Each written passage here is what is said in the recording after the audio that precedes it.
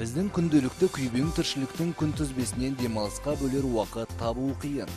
Ал ұсынар бағдарламамыздың аясында сіздер қызықты әлемге саяхат жасап, аңшылық пен балық аулаудың қыр-сырына қанық боласыздар. Әр апта сайын біз сіздерді Қазақстанның көз тартар ең көрікті аймақтарымен таныстырамыз.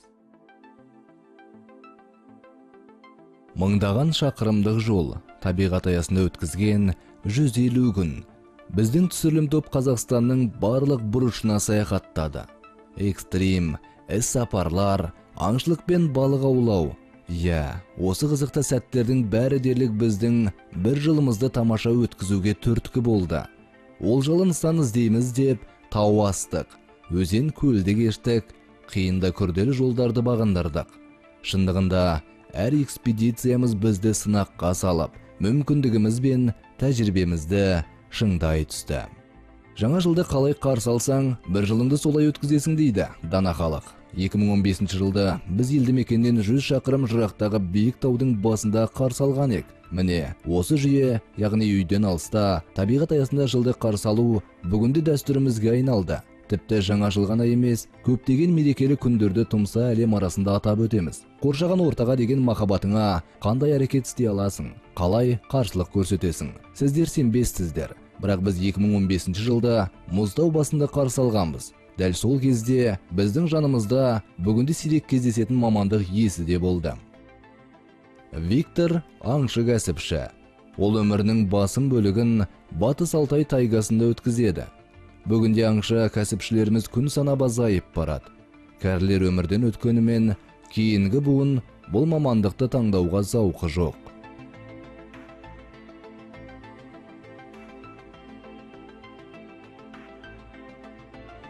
Түні бойы тоқтаусыз жауған қар 40 сантиметрге дейін жетіпті. Біз қыстауға қарай келе жатырмыз.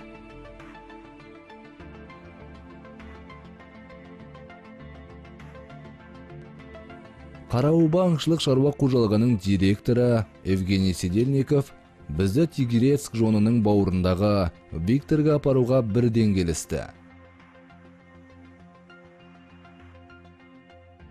Осылайша бір апта бойына Виктордың аңшылық ғұмырындағы қызықты оқиғаларын тыңдап, тайга арасына шаңғымен сапарладық, бұлғындарға қақпан қоюға көмектесіп, қыстың ұзақ түндерін қыстауда бірге өткіздік. Бүгінгі аңшылық шаруашылықтың жетістіктері мен кемшілік жайлы сөз қозғадық. Осындай әңгіме барысында Виктор бізге қызықты видео көрсетті. Жазғы мезгілде ол өзі жатқан жайға кіріп кеткен қонуды ұялы телефонына түсіріп алған екен. Сол бейне жазбаны көргеннен кейін бәріміз осы бір құну аңына аңшылыққа шықпаққа бел будық. Әрине аталмыш аңды атуға рұқсат берілгенімен, кез келген аңшы өз ойын жүзеге асыра бермейді.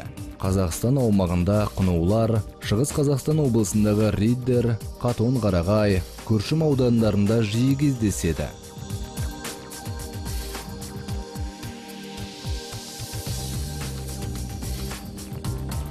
Это удивительное место находится на границе Казахстана и России. Бұл тамаша мекен Қазақстан мен Ресей елінің шектескен тұсында орналасқан. Сібір тайгасының оңтүстік белдеуінде. Қазақстандағы Алтай бөлігі оңтүстік Сібірге жататындығын бәрі білетін болар. Мұнда Сібірге тән жануарлар түрі мекендейді. Бурыл аю, бұғы, марал, құдыр, елік, құну және бұлғын. Біздің аңшылық сапарымыз сәтті болмағанымен, ірі ақ қоянды қоржынымызға байлап қайтқанбыз.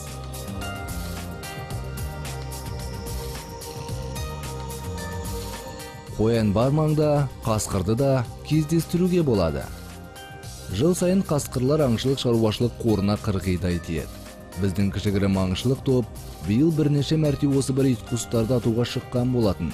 Сол сапарлардың ең сәттісі Кетпен Алатау бауырында орын алған еді.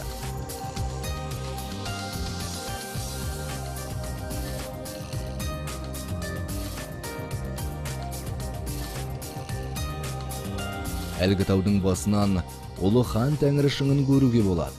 Хан Тәңірі етегінде талай күнімізде өткен еді. Кезекті сапарларымыздың бірінде шың бауырынан сирек кездесетін қар барысын тамашалағанбыз. Дәл осы аумақта олжалы аңшылық нысаны тау ешкісін атуға шықтық. Итальяндық аңшы сол саяхатында жеке рекордын орнатты.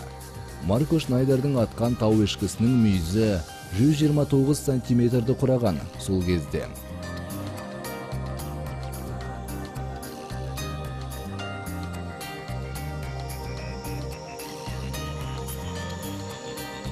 We walk to the area where the ibex. Кеш бата тау ешкілері жайылған тұсқа жақындағанбыз. Бағымызға орай, олар әлі де сол орында екен. Мен әлгі жерде ірі мүйізді олжаны көргенімде жүрегім толқып, қатты эмоцияға беріліп кетіппін.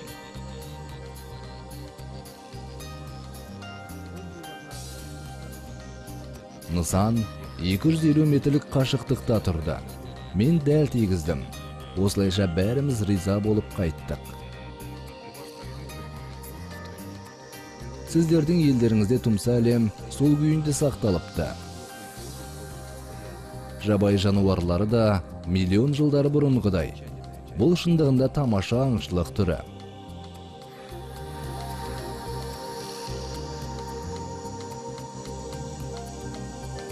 Тек таулар ғана емес, өзендер де өз сұлулығымен ерекше тартады.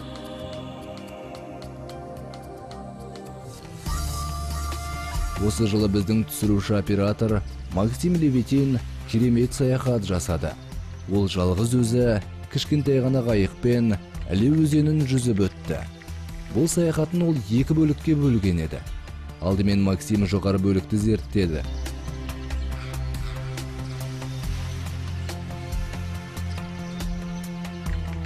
Одан кейін төменгі бөліктің тіршілігімен танысты.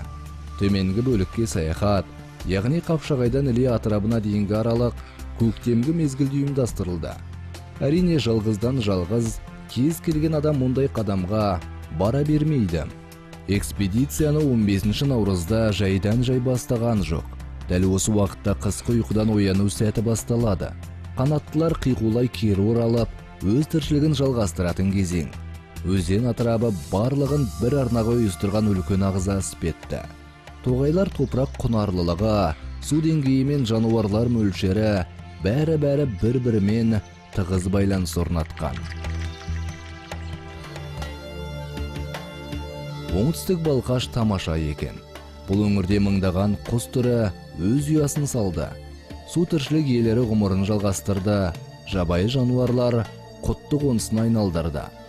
Тұщы судың ең ірі балығы көпшіліктің аузында аңызға айналған. Осы бір жайын балығына олжалы аулау әдісіне шыққандар 100 келіге дейінгілерін қанжығасына байлапты.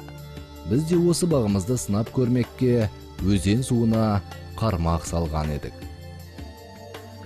Рыбалка это всего лишь Балық аулау табиғат аясында демалуға деген себеп қана. Тұмса әлемнің тамашалығын сөзбен жеткізу мүмкін емес. Көркі көздің жауын алады.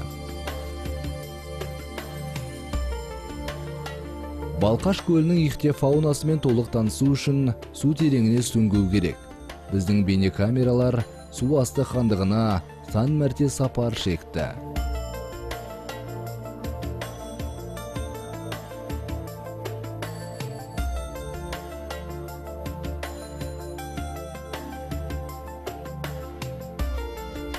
Бүгінде туризм маңызды ресурс көзіне айналған.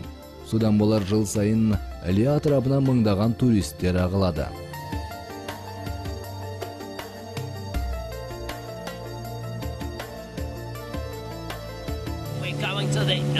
Бұл нағыз еркектерді сынайтын күш. Жабайы табиғат, бізбен бірге Виктор, Олег және Максим. Бұлар нағыз ер жігіттер.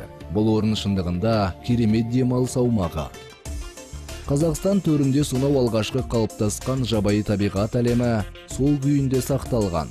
Ал бізді осындай тұмса әлемнің бір бұрышында адам аяғы баспаған орындар бар шығар деген күдік ешқашан тастаған емес. Саяхатымыздың басым бөлігінде біз сондай нүктелерді іздейміз. Прижевальский, айналаңдағы барлық бағытқа көрініс ашылатын биік шыңға шыққаныңызда өзіңізді еркін сезініп, аяғыңның астындағы тұмса әлемге тамсана көз саласың. Сағаттар бойы жалықпай қарауға болады. Ірі жартастар, созылған тауды аяқтап тұрған немесе аңғардың бойын жауып тастаған. Бұл құбылыстар да өздігінше әсерлі, сиқырға, жабайылыққа ие. Мен дәл осындай орындарда тасқа отыра кетіп, төңіректің тыныштығына жиі құлақ салатынмын. Иә, ондай орындар адамдардың сан түрлі тілімен ластанбаған, өзінің құдіретті келбетін асқан шыдамдылықпен сақтап тұр деп жазған еді. Біздің түсірілім камералары Жоңғар Алатауының жоталарын түсірді. Тау арасындағы Қазанкөл құпиясына да үңілді. Осындай жабайы әлем, жабайы жануарлардың мекені, қонысы. Маралдар, тау ешкілері мен арқарлар, аюлар, тағы басқа жабайы жануарлар біздің еліміздегі тұмса табиғаттың мекендеушілері, иесі. Олардың көптеген бөлігі сирек кездесетіндер қатарында, Қызыл кітапқа енгізілгендер. Жабайы жануарларды санау маусымы аңшылық шаруашылықтар мен мемлекеттік құрылымның маңызды бағыттарының бірі. Жоспарлы санақ жұмыстары еліміздің барлық өңірінде жүргізіледі. Біздің түсірілім топ осындай маусымдардың бір шамасына қатысып, қорықшылармен жүздеген шақырымды жаяу бағындырған еді.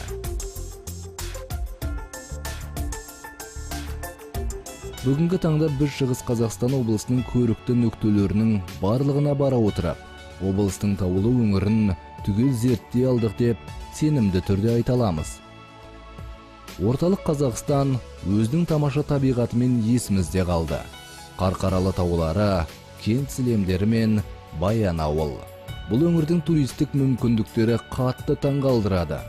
Ұлан-ғайыр атыраптың дәл ортасындағы нағыз оазис десек қателік емес.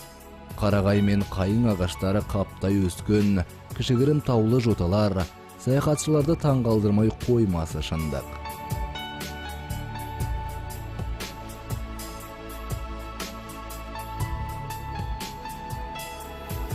Туристерді аққулар мен шулы қаздардың көзгі жылы жаққа ұшу мезгілі де ерекше қызықтырады.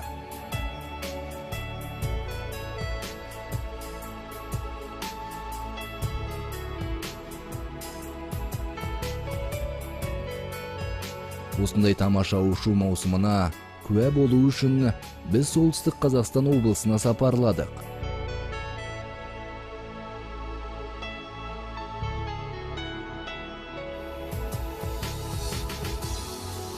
Сонымен қатар біз Шығыс Қазақстан облысындағы тұяқтылар көшіп қонуын да көрдік.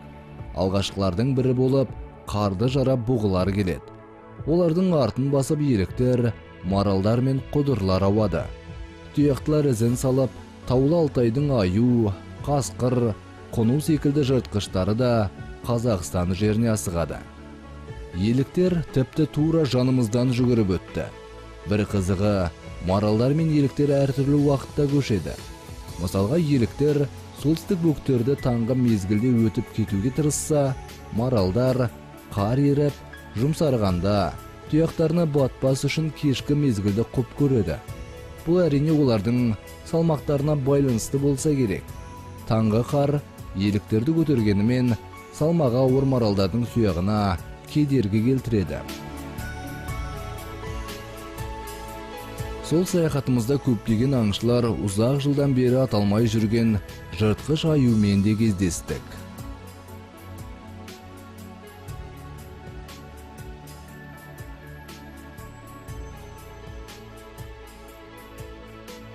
Бұл ғаламда әлі де ашылмаған сырлар, құпиялар жетерлік. Бізді құдды бір магнит тәрізді тартады да тұрады. Біз мұнымен тоқтамаймыз.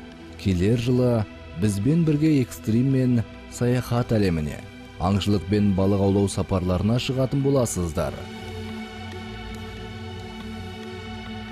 Біз осы жылы көп орындарда болдық, қызықты сәттерді тамашаладық, сіздерге көрсеттік. Осы жеткен жетістікпен тоқтап қалмаймыз.